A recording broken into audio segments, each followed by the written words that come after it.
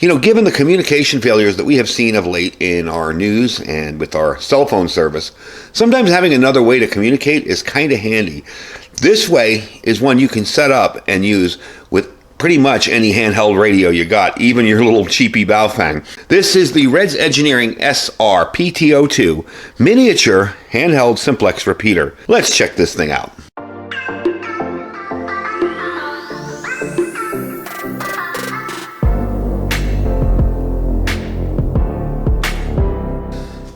So this is kind of a cool little thing. Now, there is a fine line you walk with devices like this. You do not want to be annoying with it. You don't want to set something like this up on a national simplex frequency or somewhere that's going to bother people. But during an emergency, if you're unable to reach, say, local repeaters in your area, if you live remotely, if you have a big ranch or somewhere, something like this can be very helpful. It is kind of an oddball repeater. You're going to be transmitting and then listening to yourself back. It's a simplex repeater, so basically what it's going to do is echo your voice over a louder area. So let's say this is your house here, and this is you with your handheld radio, okay? Well, that radio may not be able to reach the rest of your family on this side of the mountain. If you put this up on the top, you transmit, it hears it, okay? And then it will repeat it back to this side. So you'll hear yourself too, but they'll hear you. And, there's a bit of a discipline that's required for using these. You have to kind of wait. You have to key up and hold it for a second and then start speaking. But that's kind of how these work. They're very, very simple. Now, this does come with a completely built-in rechargeable battery that can be charged via USB-C. So it's an excellent choice for trips or where repeater coverage might be unavailable. The internal battery is pretty darn powerful. It can provide a whole weekend's worth on a single charge. Whole weekend's worth of communications. It's small, it's compact, it can even be attached to your handheld. This is the actual device. That's just a battery that I have it sitting on so you can see it better. That's the actual device, and we are going to be using this to test out with a handheld radio and a little bit of an amplifier that I have, an old Radio Shack 2-meter amplifier, and a big antenna. I'm going to show you how well this can work for you if you have the time to set it up. And you can use it even with a handheld if you're high enough. You don't need a ton of power. Now, this can be set up and completely configured via 802.11 wireless connection, okay? Basically, what you're going to do is connect to this as if it was an internet hotspot. You're going to turn on the setup there, and it's going to start flashing. You're going to turn on your phone or computer or whatever that has Wi-Fi, and you're going to connect to it. When you connect to it, a screen will pop up and it will give you all the options for this particular device. This does have an ability to ID itself using CW, so you can put your call sign in Morse code and it will beep it out after every transmission or every few minutes. It does have real-time LED indicators, so it'll show you the operation status. It does have DTMF tone detection, so it can allow you to enable or disable the repeater from the field, and the open frame design for compactness. So really, this thing is just, you can put a little bit of double stick tape here and stick it on the back of your radio and even have your radio on top of your car or something. Very, very handy and easy to use. Now, one of the things that I'm doing with this is I have set this up so my radio has a CTCS tone, okay, or a PL tone or whatever you want to call it.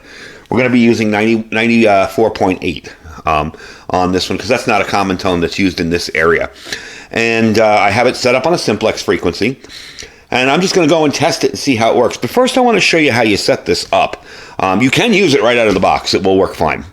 But if you want to add some custom features to it, maybe shorter hang time, maybe longer detection time for your voice, maybe you want to put your call sign in there, you can do that as well.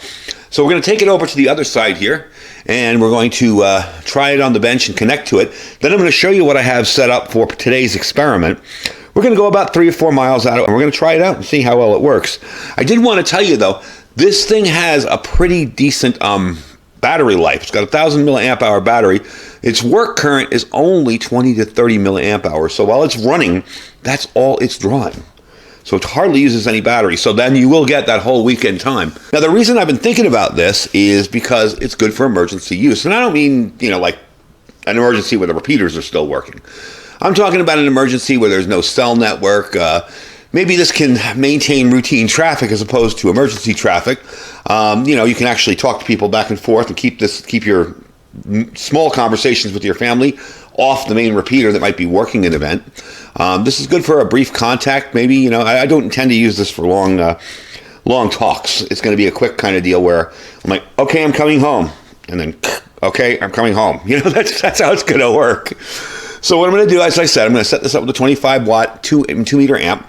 Eventually it's going to be in an ammo can. We're going to do a build on that. I have all the parts. It's a matter of just getting the right box. I don't know if I'm going to use a Pelican case or an ammo can. Because it's so small, and because the radio I'm using is an HT, and even the 2 meter amp is small, we're going to try and fit it all in one little smaller ammo can.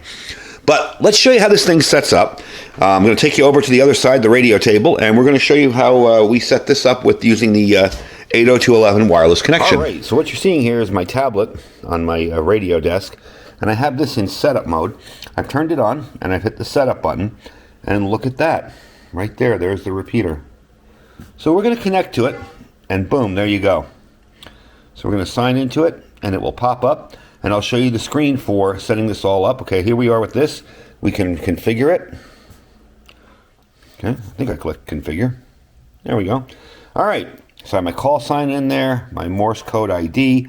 I can enable the station ID if I want. Okay, so after every transmission, it will work. Minimum message length, maximum message length, transmit delay, LEDs. You can put this in deep sleep mode, whatever.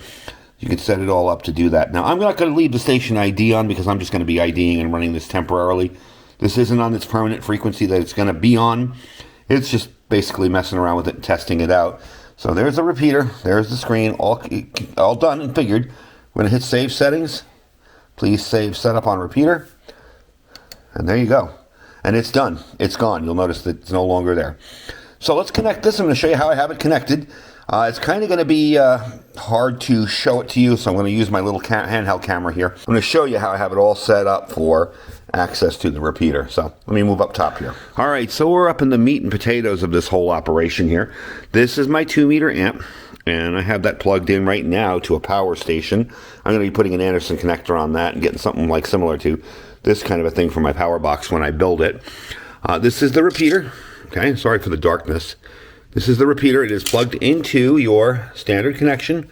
This is an older TID radio that I'm using. You'll notice I have it all connected to the back of the amp. Here's the amp here with the power on. I'm not going to leave that on top of there, but I mean, in the long term I wouldn't because it'll get hot, it'll get warm. I have the other thing going out to my antenna. Let me show you what we're using for an antenna outside so you get an idea of why I'm setting this up with a little more power, because I have a little bit of a better antenna out there. Let's take it outside really quick and show it to you. And then we're going to take this on the road. I'm going to get in my vehicle. I'm going to drive about 3 miles away. I'm going to see how well this sounds. So there's my 2 meter 440 and 220 Comet antenna up there. I forget if it's a Comet or a Diamond. I hate to say that because I really forget when I do this stuff because I deal with so much equipment. But it is a very decent antenna, and it's just about, I don't know, what did you say, about 30 feet up? Not too high. That's the antenna we're using, and it just comes right down into my fence there. So let's get moving and get in the car and see how well this works. All right, so we're about 3.5 miles away here from home. I'm just showing you the area out here. Now we've got it keyed up. I had to move the bottom frequency there to something that wasn't a bunch of static. On my 440 side of my radio is making too much noise. So let's give it a try here. I'm going to talk into it, just give my call sign, give a quick test, see how it sounds.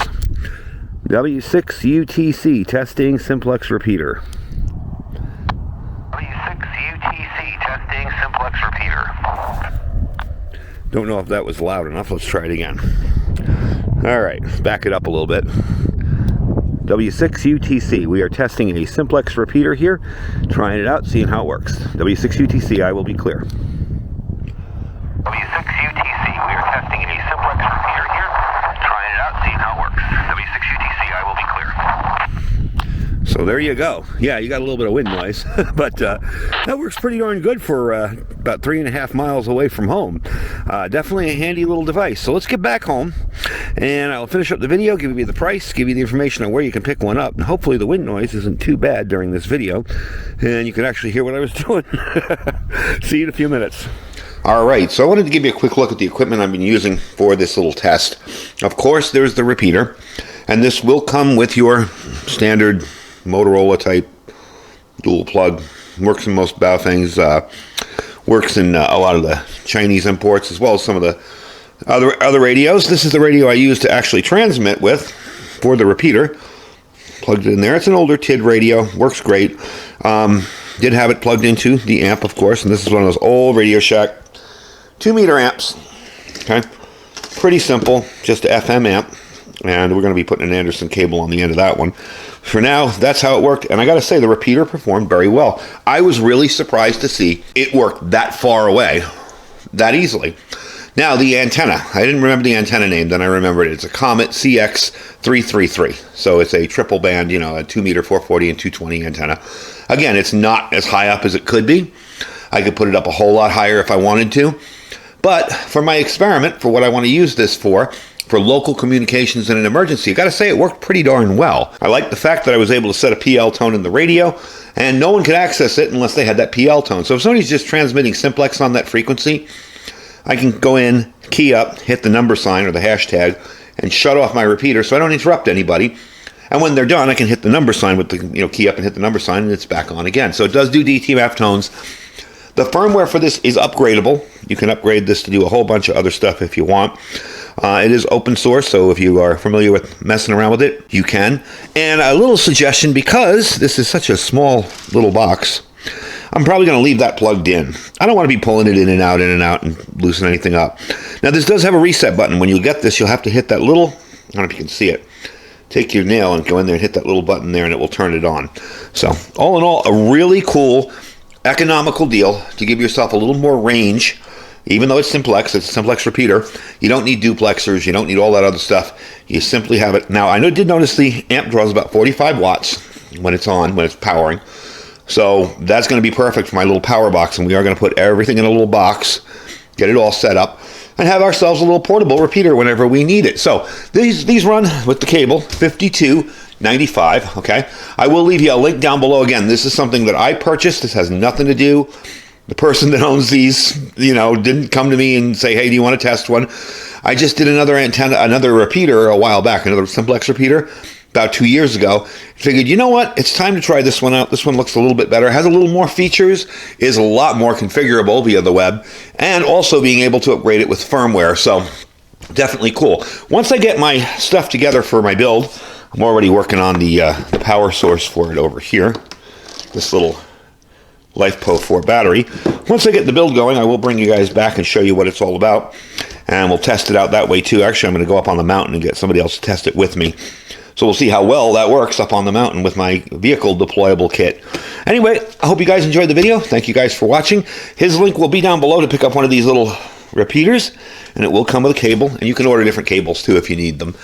You can check it out over there. Really nice little system, very simple, works right out of the box. Yeah, I configured it a little bit, but you don't have to.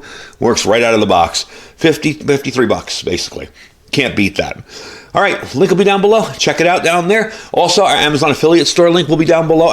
He is on Amazon, but I don't believe I have the link in my store yet. You can check it out. I believe it's the same price. It's a white version of this. It's in white instead of black.